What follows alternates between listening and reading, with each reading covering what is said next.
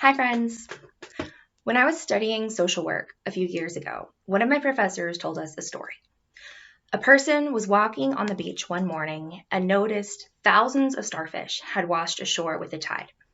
It was still early and not too hot, and the waves were still just barely touching the starfish. But the person knew, in a passive sort of way, that by afternoon, most of the starfish would die if they did not get back in the water.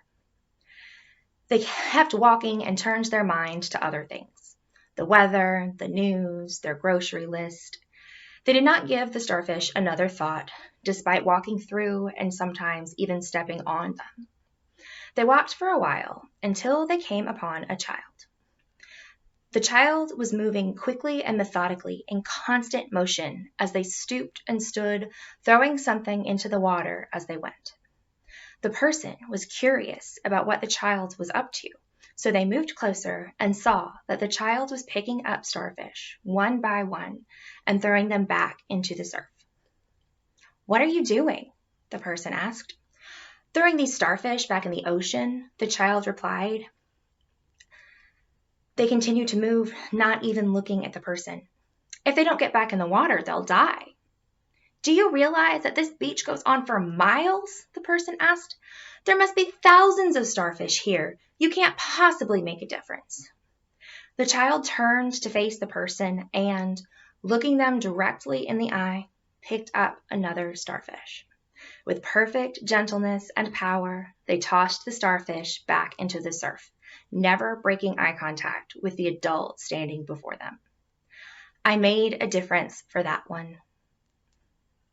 There are thousands of starfish on our beach, y'all.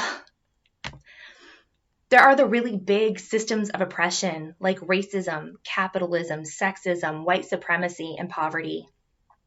There are all the ways those systems intersect and impact our society and our communities: police violence, food insecurity, low wages, environmental destruction, inadequate access to health care, lack of jobs, inadequate education, mass incarceration, homelessness. The list goes on and on. That's a lot of starfish. It is easy at times, and maybe even a form of self-preservation, to be like the adult in the story, to say, "There's so much work, we can't possibly do it all, we might as well not even try." The work is overwhelming. When I am overwhelmed by the sheer enormity of the work, I try to remember this quote, which has been translated and retranslated and tweaked and changed over the time, though the sentiment did originally come from a Jewish text. "Do not be daunted by the enormity of the world's grief. Do justly now, love mercy now, walk humbly now. You are not obligated to complete the work, but neither are you free to abandon it." I challenge you to think of one starfish you can make a difference for today.